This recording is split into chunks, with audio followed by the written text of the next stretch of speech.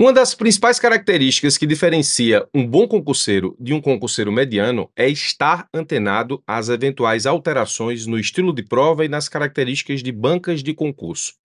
E eu estou aqui para te chamar a atenção para uma coisa muito importante, muito interessante, que vem acontecendo nas últimas provas em relação a todas as bancas, mas dessa vez eu te trago um exemplo prático. Está cada vez menor o prazo em que uma informação, um julgado, uma decisão, uma tese importante do STJ ou do Supremo Tribunal Federal é publicada em informativo e a cobrança desse entendimento em provas. A gente tinha, num passado recente, uma distância de mais ou menos aí 6 meses, 8 meses, muitas vezes um ano, e era possível dizer com certa segurança que você precisava estudar pelo menos a jurisprudência do último ano e não necessariamente a jurisprudência do momento atual, ou seja, do agora. Não é mais possível dizer isso em termos de concurso público, pelo menos para procuradoria. Eu te trago um exemplo prático de que está cada vez mais perto, em termos de prazo, a cobrança das decisões STF e STJ publicadas em informativo em relação às provas. Presta atenção nesse exemplo aqui. No dia 5 de janeiro de 2024, nós tivemos um edital publicado pela FGV. Nós temos uma decisão publicada no informativo do Supremo Tribunal Federal em 2 de fevereiro de 2024, então, posterior ao edital. A prova foi aplicada no dia 7 de abril de 2024. Portanto, entre edital e prova, nós tivemos a publicação dessa decisão do Supremo Tribunal Federal em informativo, ou seja, a decisão está publicada pós-edital, antes da prova. E na prova, nós tivemos a cobrança exatamente dessa decisão publicada no informativo em 2 de fevereiro de 2024. Então, uma decisão publicada em informativo depois do edital, antes da prova, estava na prova. E o mais interessante é que o trânsito em julgado dessa decisão do Supremo Tribunal Federal aconteceu pós-prova. O trânsito em julgado da decisão é do dia 10 de abril de 2024 e a prova foi realizada no dia 7 de abril de 2024. Eu te trago agora, já te trouxe as informações cronológicas, eu te trago agora a questão para que você possa ver, para que eu possa demonstrar exatamente o que aconteceu.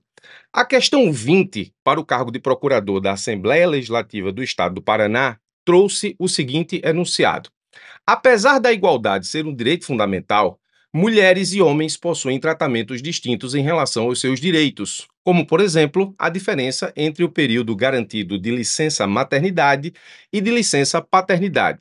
Nesse contexto, deve-se ponderar a evolução dos papéis atualmente desempenhados por homens e mulheres na família e na sociedade. Dessa forma, impõe-se um esforço coletivo dos agentes políticos e públicos com o objetivo de promover a eficácia das normas constitucionais. Diante do exposto, e de acordo com o ordenamento jurídico vigente e com a jurisprudência do Supremo Tribunal Federal, assinale a alternativa correta.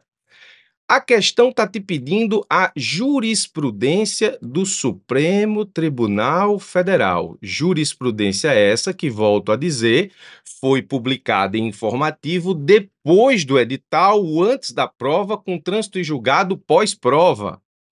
É exatamente isso.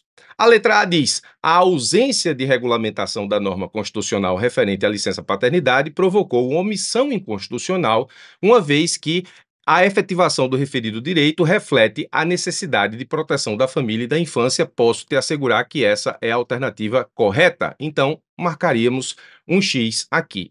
Vamos ver a título apenas de desencargo de consciência, porque as demais alternativas estão incorretas. Letra B.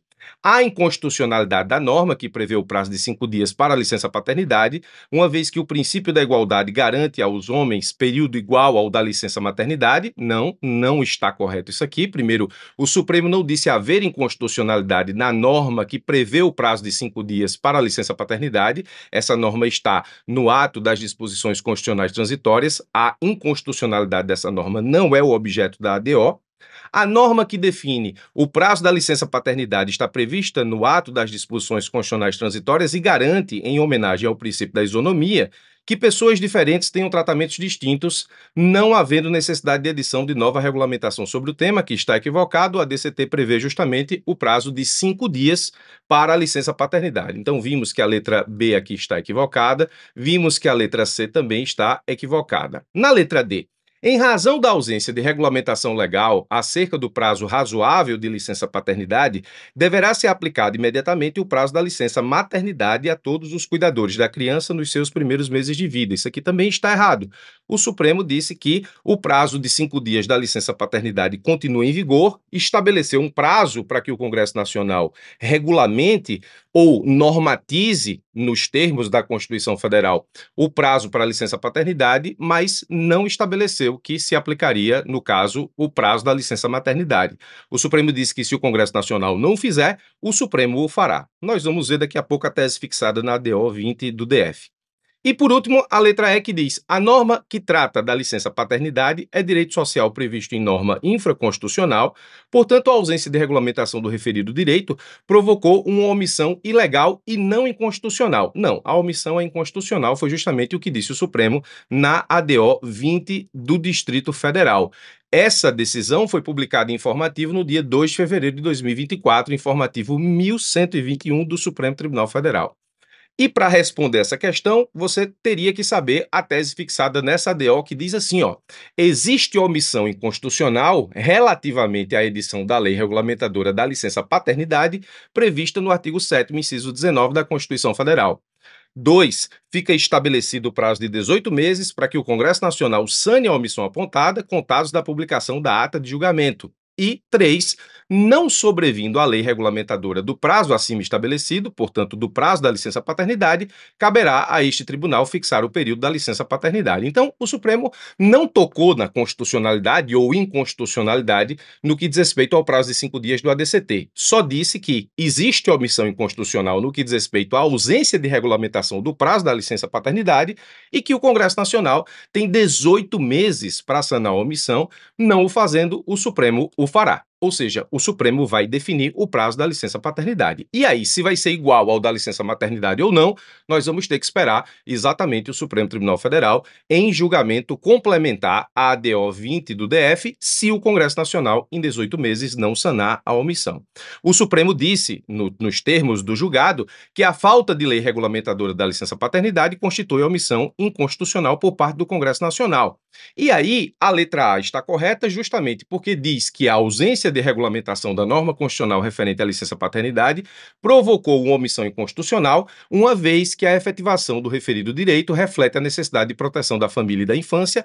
Essa fundamentação aqui, ou seja, a proteção da família e da infância, é um dos argumentos do Supremo Tribunal Federal no inteiro teor do julgado. Volto a dizer, julgado que fez parte da publicação do Info 1121 em 2 de fevereiro de 2024, depois do edital, antes da prova. E como disse, é curioso porque o trânsito em julgado da ADO 20 do DF aconteceu dia 10 de 4 de 2024 e, nesse caso, posterior à aplicação da prova. Você tem esse cronograma e isso te diz uma coisa importante: não há mais como você postergar as suas atualizações de jurisprudência para o enfrentamento das provas da advocacia pública e para o enfrentamento das provas em caráter geral. Você precisa estar atualizado com a jurisprudência do Supremo Tribunal Federal e também do Superior Tribunal de Justiça, especialmente para as provas de procuradoria, porque, volto a dizer, está cada vez mais perto a distância entre a publicação dessas decisões e a cobrança dessas decisões ou dessas teses ou desses entendimentos nas provas. E, como disse no começo do vídeo, o que separa um concurseiro muito bom de um concurseiro mediano é estar ligado exatamente a essas alterações. Espero ter te ajudado com mais essa. Forte abraço e até os nossos próximos encontros.